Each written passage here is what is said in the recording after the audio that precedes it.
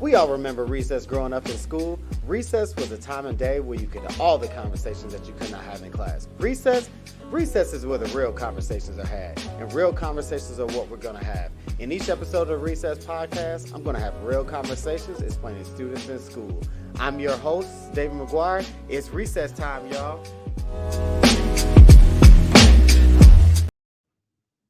What's up, everybody? Welcome back to the Recess Podcast. This is episode 4. I'm excited about this episode. This is an education conversation, so it's just me going one-on-one with a fellow educator who's going to talk about a lot of things. So we're going to talk about the role of a Black teacher in the classroom.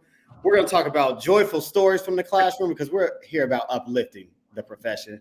And we're also going to probably dive in a little bit about overcoming barriers and things like that, but we're just going to have an overall conversation. So I want to go ahead and yield it to my guest, Alyssa. Thank you for joining us here on the Recess Podcast.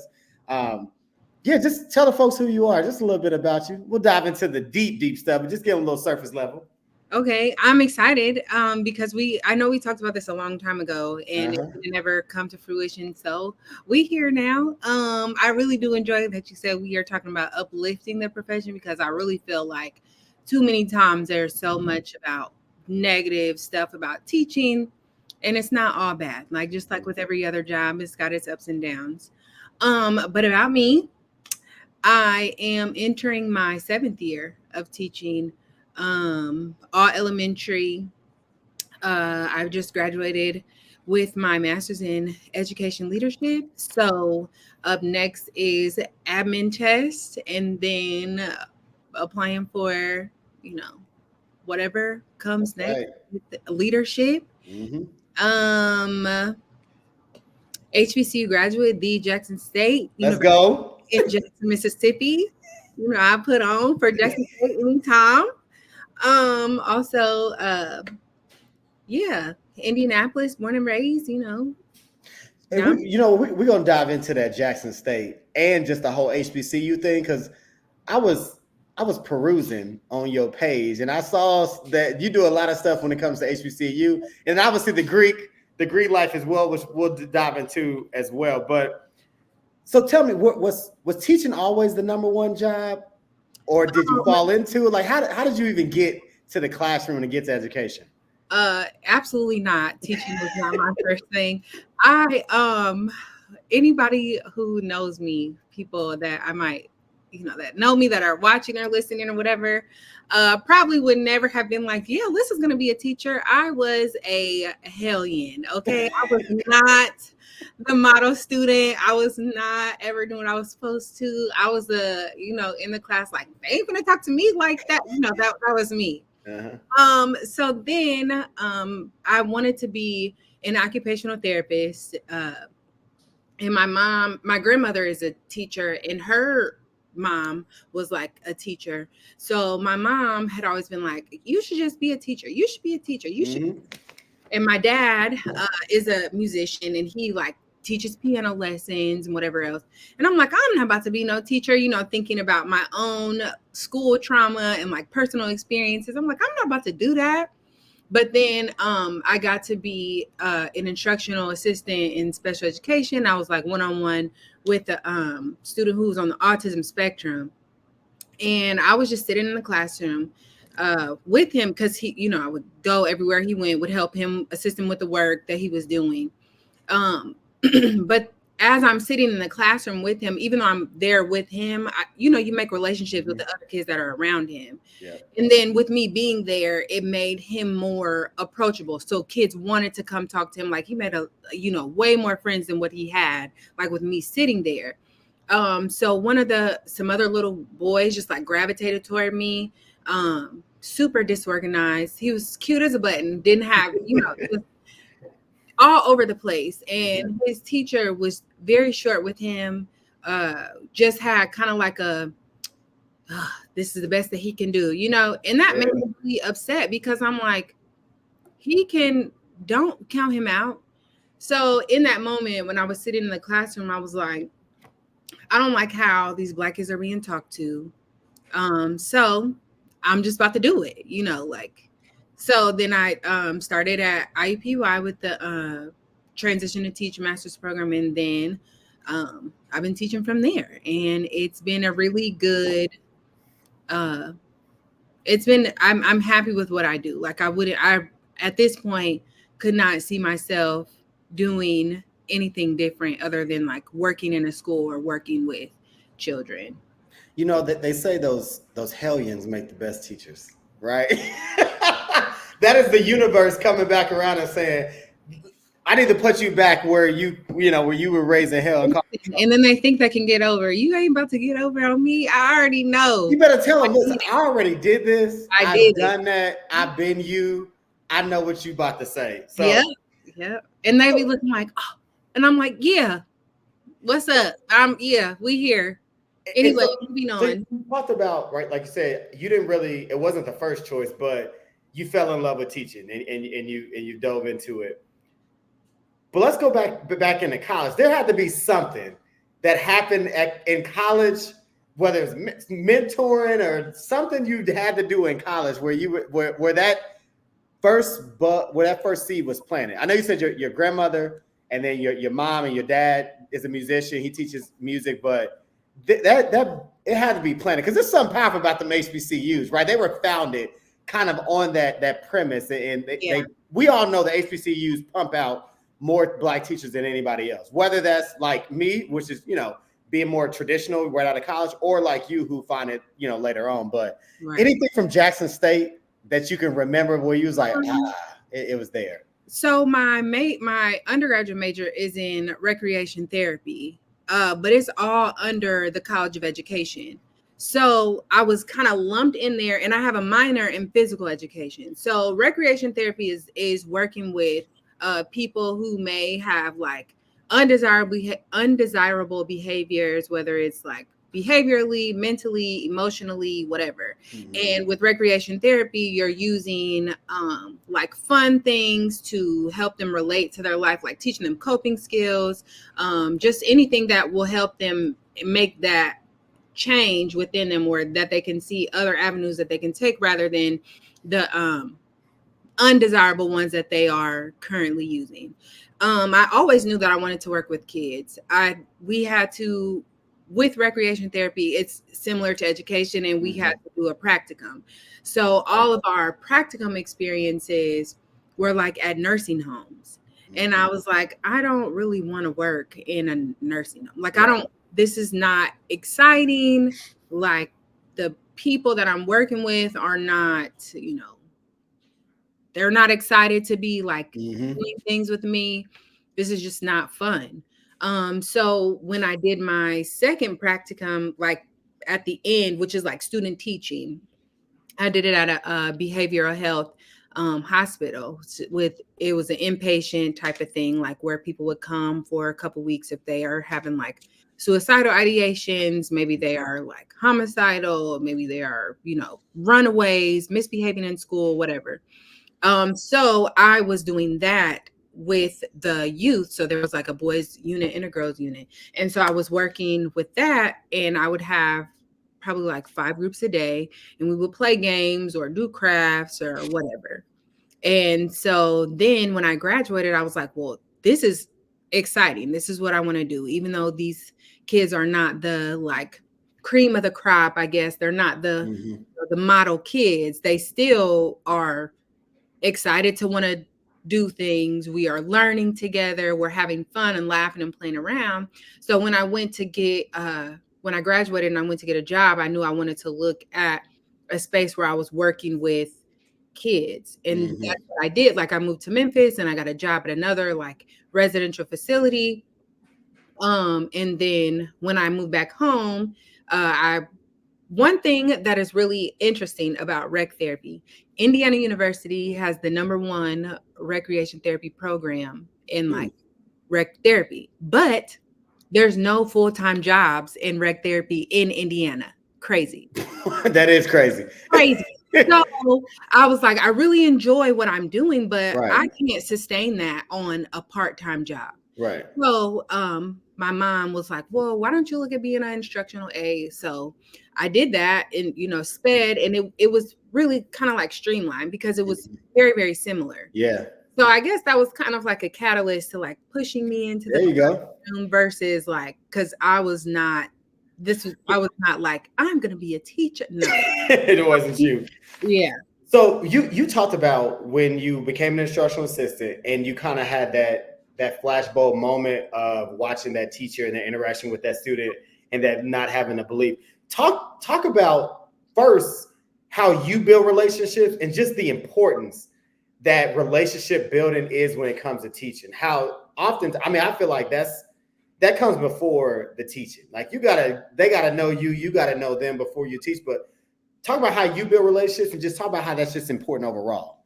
I feel like relationship building is one of those like buzzwords in education. And anytime an educator hears relationship building, they groan and automatically tune out. But it is very important, even though it's like cringe to just like relationship building. Like it's not the end all be all, but it is definitely a help. Yeah. And kids, they pick up authenticity quickly. They know if you are really rocking with them or if you're not. And they're going to put forth as much effort as you're putting forth. So what I do is I am just Alyssa in the classroom. Like I'm just like, what's up? We finna teach today. And they're like, huh? And I'm like, yeah, like get your books out. Like, this year, one thing that my kids had started to like know that I would do, and they would do it before I said it. I'd be like, okay, we're gonna be turning page 21, and I'm like, 21. Oh my God, Miss Middleton, why do you keep doing that? I'm like, that's a song. What are you talking about? So then anytime it would be 21, the answer would be 21, something. I was like, can you do something? To be like, but eventually like somebody else would say, and they're like, can you do something? I'm like, caught on, yep. So I don't know, just like I'm just myself. And then I like a lot of the things that the kids like. Just like as far as music or maybe like sports interests or video games or whatever, like I have things that I can talk with them about, which makes them see like, oh, like, I can relate to her. I'm excited to be in her class. It's fun in here. Yeah, we're learning, but we're also having fun at the same time. They know that I'm serious sometimes, and they know that we play. So I think with, just being who you are is really going to, make kids gravitate towards you. And everybody is not, extroverted and all like in people's face, which is fine. Like I think a lot of the things that we see on the internet with teaching is like everybody has these bubbly personalities and they're like, oh my gosh, I'm so excited to learn all the time. Yeah. And then so that kind of discourages teachers who are like, I'm not really like that. Like I'm more like kind of reserved. And that's fine too. Like if you are yourself, whatever, like they appreciate that and respond to that. And you will have kids doing for you whatever you want to do. Yeah. I always tell teachers, they ask, how do I, like I said, build relationships or how do I get the kid? I'm like, just be yourself, because if you be yourself, regardless of what yourself is, kids will rock with that. So even if your interest in movies or sports or music or whatever is different than the kids, you'd be surprised how the kids will ask you about the things that you like. And they'll actually want to share with what they like with you. So I tell teachers, even if you're not a hip hop fan and most of your kids are hip hop fans, like that's okay. But they will love to tell you about all the latest songs and all the latest whatever. And they would rather do that. Whatever music that you want to, if you like some country, they're going to be like, what you listening to? That's right. And then they're going to be on YouTube pulling the same Pulling it up. Exactly. And I always say like authenticity is key, right? And because kids will tell you the truth, right? Kids, drunk, and old people will tell you the truth, whether you like it or not. So you definitely got to be real. But I love what you said about relationship building, because it is the word that us school leaders, we stand up there in the beginning of the year and we tell our teachers, you got to build Yeah. relationships, and you should, and it's key. But there is no book. There is no 4 to 7 steps on building relationships. I think you hit the nail on the head. Just be you, right? Yeah. Like just be you. And I feel like that's what makes it like hard to tell somebody how to do something, because I'm like, if you're like, well, like when we've been in like meetings and stuff, we're talking about our kids, or like some people that I might be working with might be like, oh, these kids today are just, my class is really just da da da da. And I don't have that same, like, I enjoy being with my kids. Yeah. So I'm like, when someone asks like, well, what are you doing that's making your kids grow, or what are you doing for your kids to stay in the classroom or to listen to you? And that's really been like questions that I've been racking my brain about, because I'm literally just being myself. So I don't know how to put into words what I'm doing. You know what I mean? Like I'm trying to, I want, like, thinking as like an aspiring administrator, how do you help, shape and mold teachers who are struggling in areas of, working with their kids, or their kids are not listening to them. And I can't just like be in a meeting and I'm like, just be yourself, because I'm like, what? I am being myself. Right, that is not helpful. So I'm like, what can I say to like, but I really don't know, other than like, I'm coming in and I'm like, hi, every day. Just, I'm not wearing a mask. I'm not putting on. I'm literally just like, it's Alyssa. We teaching, what we learning. Okay, bet, let's go. And they're with that. So I don't know. I guess that's just something that I'm just really. Well, I mean, everybody's caught up in the latest fad. I want to make sure I'm doing the next buzzword or doing it whatever, instead of just saying like, teaching is an art and a science, right? And it's an art, and art is different. Art is unique. Art is unexplainable sometimes, right? The brilliance and beauty of art, and that's teaching, right? Sometimes you just can't put your finger. Why is that teacher so successful? I don't know. It's working for him, right? Yeah. You have to find what works for you. You have to find that unexplainable thing that people are going to be like, I don't even know how they get across to the kids. Everybody has it in them. I think every teacher has it in them. The successful ones, the ones that sustain it, are the ones that find it. Or they have an admin or a leader that helps them unlock it and untap it. So that's kind of where I said. One of the things that we share outside of being HBCU grads, also being Greek, is we work in districts that are led by Black superintendents, right? Yes. And I'm so sad that mine is. Yeah, shout out to Dr. Woodson, first of all. I'm so glad. Yeah, I love her. She is. I love her. Yeah, I mean, yeah. For as long as I've been in administration, she's been a superintendent, like, and has done 14 years. That's a long time. Because when we got the message and she's like, I'm retiring, I'm like, what? So I'm like, let me look at this. Let me see. Why? Let me see this. Right. But then 14 years at the head of one district. First of all, that's a long time. I think the superintendency for 14 years is long in general, yes. Let alone being Black, then let alone being a Black woman in Indiana. I don't think in Indiana is key. Is key, right? And so those that are listening, like, this is a Black woman who's a superintendent of a school district for 14 years.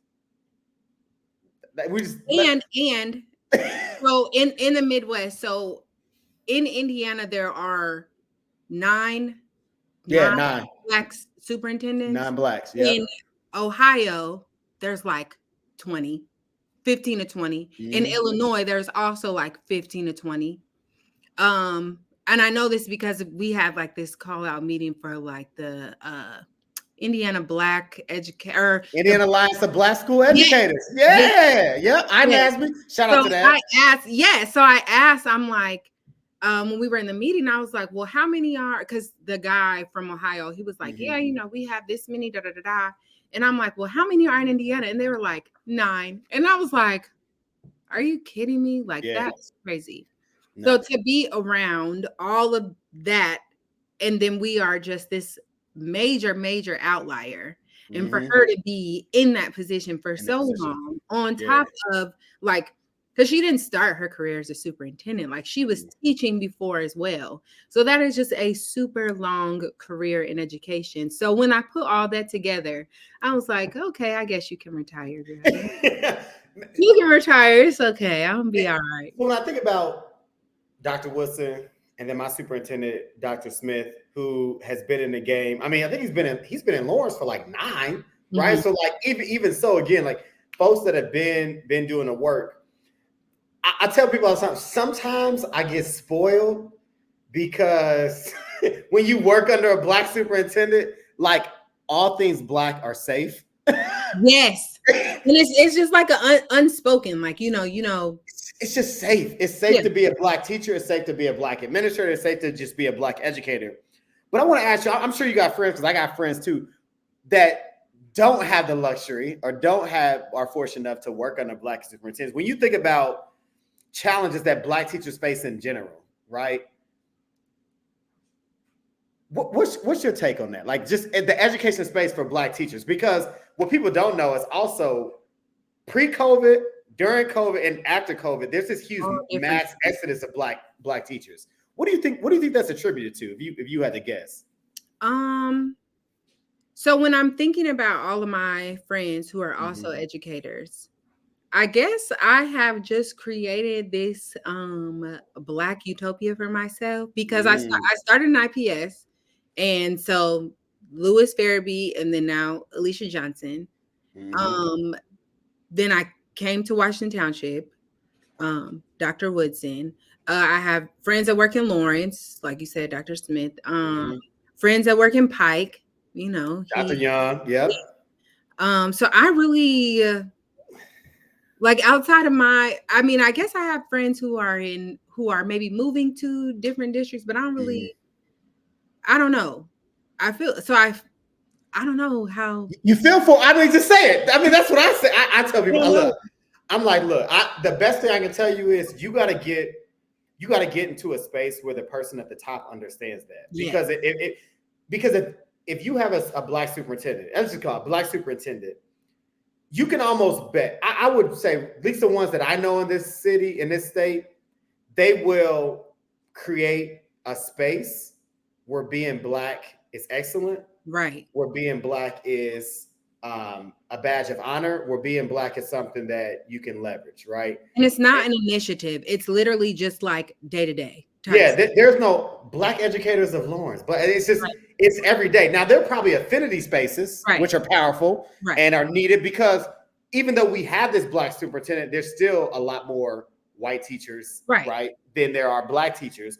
But just having that safe space from the top, I think, is key. I always tell people, look, if you're struggling with discrimination and biases, I would look at the top and look at, is the person at the top reflective? Yes, absolutely.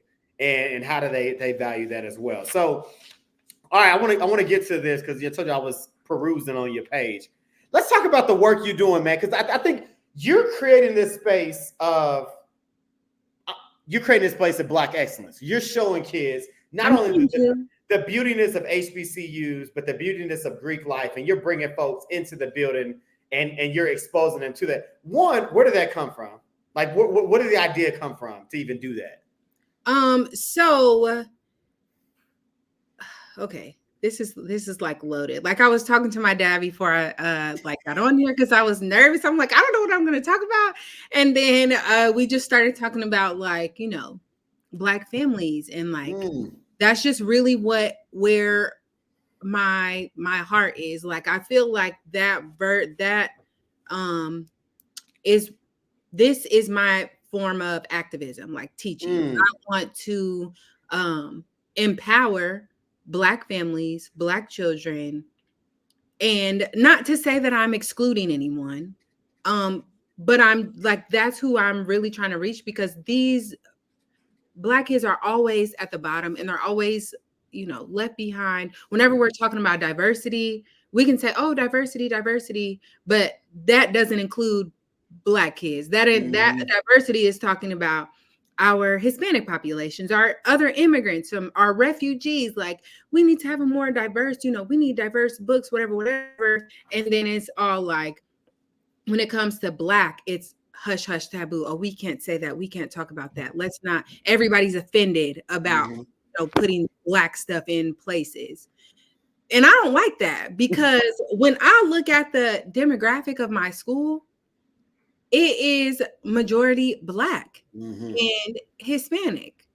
And we are focusing more on the needs of the Hispanic kids and the small percentage of white kids than we are our largest population in the school. Not to mention, there's only, as far as teachers go, this year there were four Black teachers. One of our teachers is leaving. She's like leaving, education, like you were saying. Exodus, a Black teacher. She's going to do something different. So now there's only 3 of us, and we are all in different spaces in the building. And I mean, there are, of course, the instructional assistants, and I'm not at all like diminishing their role, but it's just different. Like, there's different lanes of, like, they're not there at the times that I'm there through the day. Like, so it's, they have different responsibilities. So it is not, we don't have the same kind of conversations that I would have with a person who's a teacher. So when I'm looking at all of this focus that we're putting forward, and then I'm looking at my school improvement plan, and in the school improvement plan, it's talking about how, well, what did it say in there? Because it made me so mad that a change is hard to bring change about because the parents are unavailable. It was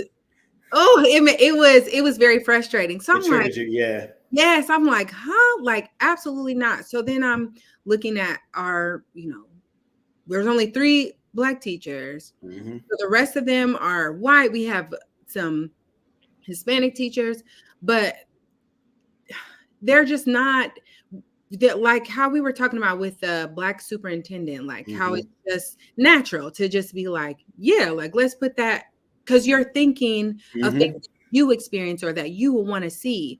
It's natural to be like, yeah, let's put that in there. Let's put that in there. When you're not living that experience, it is a second thought. It's not your first thought to put, like, I'm not going to automatically pick the book with the little Black girl if I'm not Black. Not because I'm racist, but because I'm just, I'm gravitating to what I relate to. And I'm like, oh, I relate to this. So I would enjoy reading this to my kids. I would have so many things that I could add on to that to share with them. And I feel like that is a disservice to the Black kids that we are teaching. So because I'm an HBCU graduate, I'm always going to put on for HBCUs. Because I'm an alpha woman, I'm always going to bring up D9, especially Alpha Kappa Alpha Sorority Incorporated. And so then when this year was our first year with a school counselor at an elementary level. Okay. And she's white. So she is, in her, like, I need to put this stuff in. I need to put other people's perspectives in play also. Like, that's where her thinking is. So she was like, well, college, we have Indiana College Week or whatever. And it's really, when I looked it up, it's about Indiana schools. Yes. And exposing colleges to middle schoolers and high schoolers or whatever. And she was like, I think that because, because I have in my classroom, I have an HBCU alphabet up in my room. He's like, I think that we should make it like an HBCU week and like expose the kids to that. And I'm like, bet. She's the one that put it in my head. And I'm like, oh, okay. So I went home and I'm thinking like, yeah, we can do this. We can do that. And she was like, and it's in September. So then that was during Classic. So she was like, we can do it during Classic week. And I'm like, yes. Come on. Let me call some people that what schools are playing. So it was Mississippi Valley, and some school in North Carolina, I believe. North Carolina Central. North Carolina Central, yeah, and they're playing again this year. So I'm going to be Calling them again. Yeah. So I was like, okay, so it just like my ideas get like pretty big. So I'm like, okay, like, we can have a, high morning greeting with, D9 people, with HBCU graduates. Then my hope was that we could get the band or something, or the football team to come, and like we could have a step show, like, just have them all, whatever. So I made these slides for morning meetings, had some YouTube clips of the bands playing. We talked about like Greek life, talked about the different HBCUs, the origins of them, had some coloring pages, talked about like some famous people who are Greek. And it was really cute. One of my coworkers sent me a picture of her first graders. And they were like all into the morning meeting slides. And there was one slide when it was talking about the Greeks, and I had one with the deltas on there. All the little girls in her class are sitting up there holding up a pyramid, and I was like, oh, that's cute. It's the wrong sign, but I was like, I'm glad that is happening, because that's what I want to happen. Absolutely. I want them to be able to see themselves in spaces outside of, trade jobs that, or the night shift things that their parents might do, or like working from home, or like that they can be greater than 465 is my whole. I love that. With Indiana, like there's no HBCUs here. The nearest HBCUs we have are Kentucky State and Central State, Wilberforce. And that's not, diminishing them, but they're all like hours away, as opposed to like schools in the South, where in Jackson, man, you throw a rock. Pecan Park Elementary is on Jackson State's campus. See what I mean? Right behind the school. Like they have access to that. They see, the marching bands. You know what I'm saying? Like the kids in Indiana don't have that experience. And I want them to know that there's more than just, being in this little bubble and just living in Indiana forever, and that things in Indiana are the way that they are always going to be, or supposed to be, or like that's the only way of life. Because it's not. Like it's not. One of the things, I think one of the reasons I wanted to do this too with you now is my whole thing now is like the next generation, right? I'm big on the torch being passed, right? So in this education space, and shout out to the gyms that we talked about, and all the other ones that have done the work, but like it's time for our generation to kind of step up. And when you talked about HBCUs and you talk about pushing that here in Indiana, I'm on the Indiana alumni chapter here for Central State, and I've been trying to get my friends that are graduates of Central State that are here to join, and nobody wants to join. It's just like, how are we supposed to do this? So I'm appreciative that I hear another educator, an HBCU graduate, who's doing that work in their school, because that's how we plant. That's how we're going to get more kids to look at HBCUs. And I just want to say this. I know people like to say that Martin is an HBCU in Indiana, but it's not. So I love Martin. By definition, it is. It is. By definition, it is. And is it included in the 107 or? See, I've never seen. That's why I never saw it in the 107, which is why I didn't associate. I know by definition it is, but I always look at that 107 list. But anyway, I'm always gonna shout out Central State, but it is good that you're doing it. And when I saw that, I'm like, oh, I love that. Oh, it made me miss my last school. We did that all the time at Tinley. Like I was just like, oh, I miss that. And I want to bring that back. I mean, even though the school I'm in now it's a Spanish immersion school, so like literally there are like -2. Yeah, I can count on my hand how many Black students are in my school. Like it's really no, really, seriously. I was just looking at it today. Our incoming second graders, there are 7 Black girls and 6 Black boys out of 100 and something, like 112. Like legit, right? And so even though the population is getting larger than what it was, it's different to have those conversations. But I still have those conversations with people, because I'm like, shout out to HBCUs, and I definitely pour into it. But I think you talked about teaching as your activism, right? I love that. And we need more people with that mindset, because James Baldwin said, because we talk about teaching like Black kids. Like to teach a Black kid superbly is a revolutionary act. And that's like my compass. When I was in college, I was an English major, English and education major. I taught high school English, and James Baldwin is like my compass when I think of education. When I think about that, right? Like that idea of like to teach a Black kid well is a revolutionary act, because we all talk about the system not being designed and all those other things. But how have you, with the program, with the HBCU Go Week that you've done, with just putting that HBCU alphabet, just wearing the pride of your HBCU and the Greek life, how are you helping to expand that like in the broader community, right? Like how are you helping? If you're not, my challenge would be to how are you spreading that message up for other educators? Because you are 7 years in the game, and that's a long time for a Black teacher in the classroom this generation. So you have a lot to offer. So are you sharing that wealth in the broader community, being a teacher? Because you are a teacher of the community. Like you are a community activist at being a teacher. So are you doing that like in the broader community yet? And if not, I think, like I was, saying to you before we got on, like I feel like I have, well, I know that I have a bit of imposter syndrome a lot of times, where I'm like, I've only been teaching for 7 years when I have peers who are the same age as me and have been teaching for 20. And I'm like, okay, I don't really have as a wealth of knowledge as they do.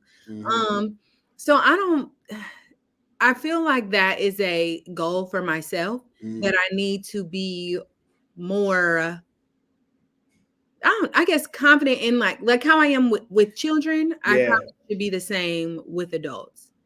But it's just harder with adults, because with kids, they are ready to listen. Like they're like, oh, okay, adults have their opinions already formed. They have their experiences that have shaped them. So it's much harder to reach an adult than, well, sometimes, I'm not going to say all the time, but it's a bit more layered than getting in front of kids who are, like, she's my teacher. She has information to give me. I know I need to listen to her. As to where adults, I have to convince them, like, you should listen to me. I know what I'm talking about. So, I mean, I don't know. I feel like, and then I also feel like that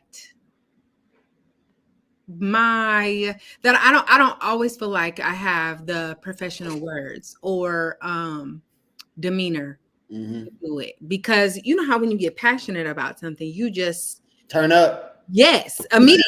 Immediately. And when it's like, I'm talking about a minute, and I'm like, my voice is raised, and I'm like looking aggressive, because I'm just like, because I want you to understand so much that can turn a lot of people off. Yeah. So I guess I'm just like, I don't know.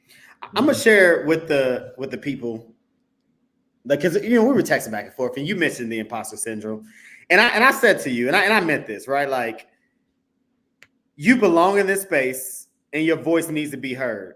It's our time. It's our generation's takeover, right? And it is time for a new set of voices. I even think so. This is year 14 for me, because I came right after college, right? But I've spent more time in administration than in the classroom. And one of the reasons why I started the Recess podcast was to have these real conversations with people that are doing it. Yes, I'm still in the space, but these conversations about the classroom and what's happening and how we navigate that and how we uplift the profession for all students, but obviously particularly for Black students. So we know that there has been growth in the 7 years. So for you, as we kind of wind down, what would you like to offer to those listening, those who will listen, who will watch this, who are new in their career or just at a point in their career where they're unsure about to continue? Because you have done it for 7 years. You persevered through it. You worked your way up from an instructional assistant to its classroom teacher to completing the admin program, which, if I'm not mistaken, you kind of didn't you win something? Yes. Yeah, hold on, Again, I shout got out that real quick. Because just got a grant, okay? But it was with IUPUI anyway, which is where I did my master's for education, but just to put more Black people like who are instructional assistants in classroom teacher roles and classroom teachers to become administrators. That's dope. So I had to apply for that, and that was a whole thing too, because after that, before this program, I had not been in school for like 3-4 years. And it's, after you're out of school, like you're out of school. Like I didn't interview for nothing. I ain't wrote no papers. I'm just literally just being a grown adult. Okay. Yeah. So then they're like, oh yeah, this grant, you have to, submit your resume, write this personal statement, get these recommendations, then do the interview in front of a panel. Interview in front of a panel. So I'm in there and I, am talking, just being myself. And I went home and my stomach was hurting. I was like, I did terrible. They're not going to select me. This is awful. Like I really bombed it. And like, I'm crying to my dad. And I'm like, I know I didn't get it. I can't, I'm so sad. Like, I really want to do this, but I did not get it. And my dad was like, you probably did fine. Like, just relax. Like, you did your best. And I'm like, no, you don't understand. It was terrible. I was not answering what I needed to. I thought of, how after you leave something, you think of all the right things to say after. I should have said this. Yeah. Yeah. So then I'm like, oh my God, they're thinking I'm, they're going to go with somebody else. So then like the next day, it was either the next day. Yeah, it was definitely the next day. Cause I was standing in front of my class and I was like somber and I'm like just going through the lesson. And then my principal came in my room and Dr. Woodson came in my room and I'm like, oh my God. And I just like, it was like a Miss America moment. Like I sat in my chair and I just started crying and I'd never cried in front of my class before. So they're like, what is wrong with you? And then they're like, your teacher is going to be, in this school program. And she did so great and da, da, da, da. And I was like, oh my gosh. Yes. So yes. Because of Dr. Woodson applying for this grant, I was able to complete my master's in educational leadership for free. Let's go. Yeah. Ooh. Say that one more time. Say that one more time. For free. Free. FREE. So how many people? Okay, how many people were selected? There is 11 of us. So I think it's like 6 administrators and then 4 teachers. Got it. Man, so actually Friday, there's an event that she's putting on for the people in that program to like bring your resume, sit down with some people who are already administrators in Washington Township, like talk about what they're looking for, just like really put your name out there. Like as far as I want to be an administrator. Yeah. So it's been really beneficial. It's like the best. I have this quote I always say, we gotta, as Black leaders in this space, in education space, we gotta send the elevator back down, but we gotta send it back down with a roadmap. And what Dr. Woodson did, not only to have that program, but then to have this opportunity where I'm gonna bring you guys together, bring your resume to help you prepare for that role. That's not only sending the elevator back down, but that's sending it down with a roadmap. And so I told y'all, man, something about these Black superintendents. You better get you one. If you ain't got one, go get one. One, period. And through through being a part of the program, like she's been in contact with us, like through the entire thing, like from encouraging words, like the semester's ending, like providing a Wi-Fi thing. Like for you to like what the little MiFi devices or whatever, providing that so that we can have access to the internet when we need it, like reimbursing on book fees, paying for my test and test prep. Cause that test is high. Listen, and you only want to do it once. Paying for graduation. Listen, it's been really, really beneficial. And speaking of taking tests more than one time, before I was even teacher, I took the math before that math praxis test. That's a No, whole nother I took that episode. test. I took that test 6 times. Man, listen, I Six. know the teaching practice test has a graveyard of what could have been black teachers. I Yeah. know plenty of people that took that test 3-4 times, like, you know what? I'm done. I'm Yep. gonna do something else. Yep. Because I Yep. can't do it. Yes. Absolutely. You know, I when I was taking that test, I was like, you know what? I really just need to take out a stock in Pearson. Man. I am paying somebody's salary as many times as I paid for that one test. That one test, man. And you know, that's it. That's another episode with the whole biases in the test. But my thing is, again, shout out for covering the cost of the test because it's high for no reason. Shout out the testing materials because if you do study the material, it does help. But that's a whole nother issue, man. But again, if you don't hear anything else from this podcast, take it from Alyssa and I. If you ain't got a black superintendent, go get you one. Please. There's only 9 though, so you gotta. and I mean, we're definitely taking more educators, black educators in Lawrence Township. That's just a little plug right now. So if you are looking to make, was also hiring for come on now. So come on. Look, before I let you go, I'm gonna give you the solo screen. A couple of things I'm gonna ask you to do. One, I'm gonna have you do the book recommendation, then I'll do mine. But also just leave us with something, right? Leave us, because again, this is episode 4 of the Recess Podcast. It's an education conversation with Alyssa Middleton. And what we're doing is we're talking about the joys of teaching. So leave the folks with a joy of what it is that you love about teaching and why teaching is, like you said, why you're still doing it, and then drop a book recommendation. So I'm gonna give you the solo screen, let you do that, and then I'll do mine and I'll close it out. To get on my want to read list. Hold on. Shout out to the Amazon want to read list. They give you some gems on there for sure. Oh, okay. I got one. You got one? Okay. Let me give you the solo screen. Yes, share the joys and share the book recommendation. Okay. Joys of teaching. So since I moved classrooms this year, I'm like unpacking things, going through my stuff, and I have a folder, yellow folder that has all the things that I've received from students or coworkers that are like uplifting and encouraging. And my folder is barely closing. Like I need a new one at this point. And it is really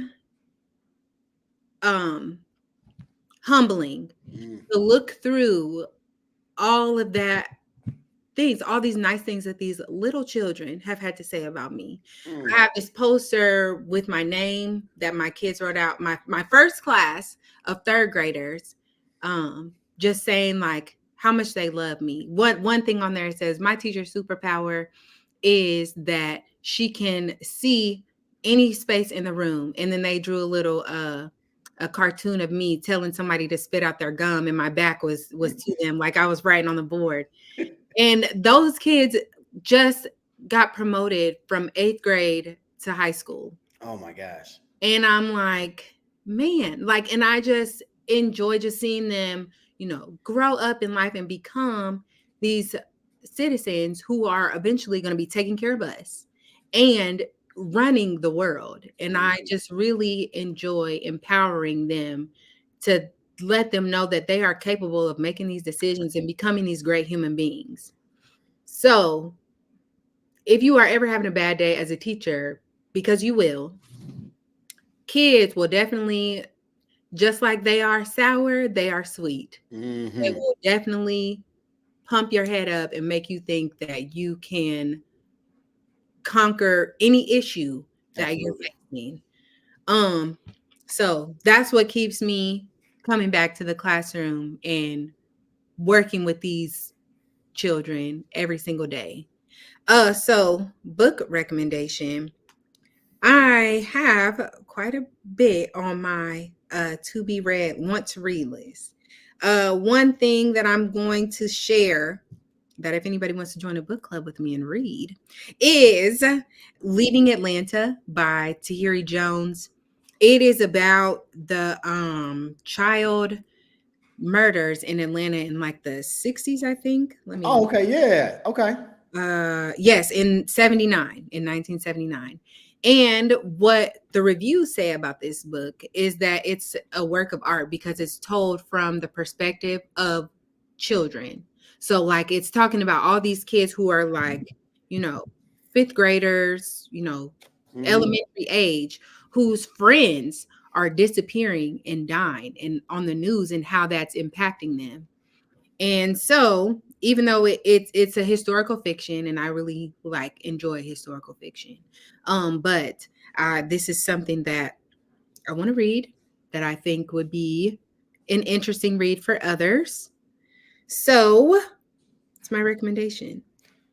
You know what? Count me in on that book club, because last year, my second favorite book of 2023, my first favorite is Promise Boys. You need to read Promise Boys. Promise Boys. Who is that? Nick. It's a new young guy. Nick. Is it Nick Wood? Google it right now while I'm doing this. Promise Boys. I promise you that's the book of 2023. But the second book is called The Evidence of Things Not Seen. It's written by James Baldwin. Baldwin covered that exact same thing. Those Atlanta child murders from 79 to 81. Baldwin wrote a book about it as well. It's called The Evidence of Things Not Seen. So that's why I'm definitely going to tap into your book club too, because I was fascinated by that. I'd never heard of it. Yeah, Promise Boys by Nick Brooks. Nick Brooks, yeah. Is this a young adult? Yeah. No. Yeah, you actually, what grade you got? Fourth? It might be close to the middle. We're gonna talk. It might be. It's definitely a middle school book. You could definitely do it in middle school. I got some.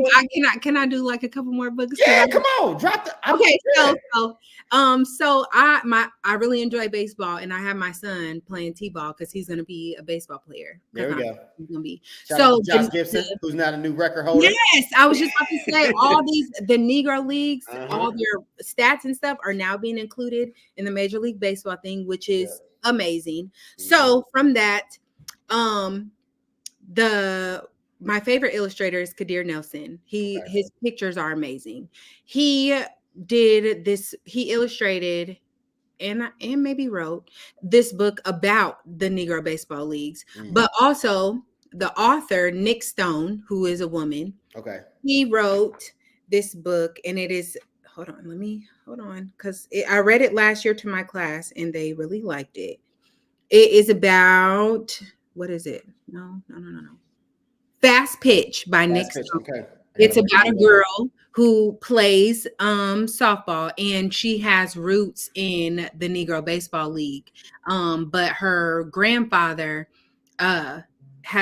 he quit mysteriously, and then her family doesn't ever talk about why. So she's like going down this rabbit hole of why is my family, what happened to my great grandfather in the Negro Leagues. Yeah. So there's that book. And then let me find the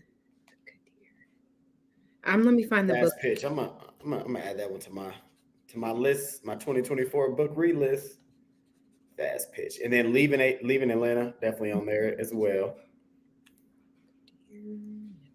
Okay.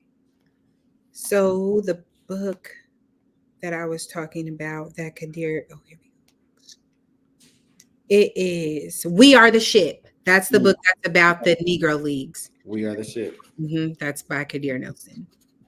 Listen, y'all got 3 solid book recommendations. So you can't say the Recess 4. Right? My bad, 4. So you can't say the Recess podcast don't do nothing for you. But in my closing thoughts, join the library summer reading challenge because they have it for adults and they be having some nice prizes. Listen, shout out to one of my mentors, Chris Stewart, who always says the revolutionary will be literate.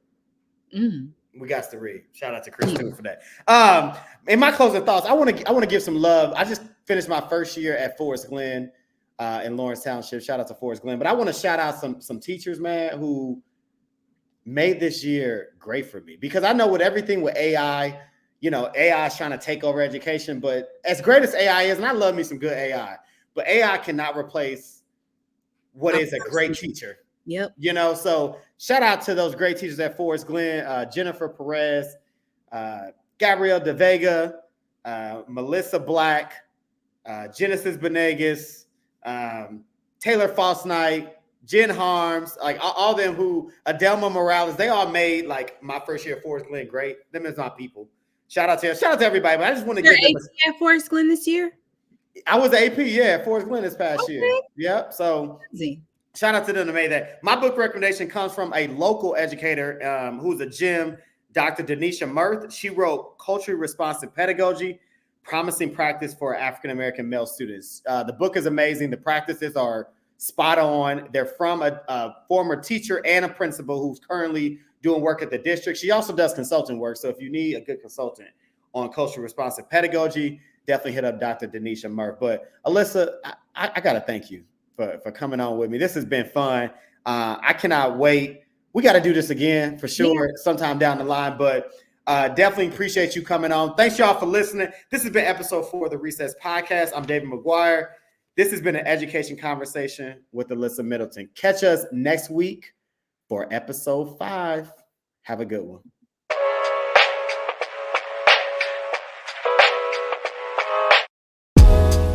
This has been the Recess Podcast, and I'm your host, David McGuire. If you want to interact more with the Recess Podcast, subscribe to our YouTube page at the Recess Podcast. Follow us on Twitter, the Recess Podcast 1, and subscribe and like wherever you get your podcasts.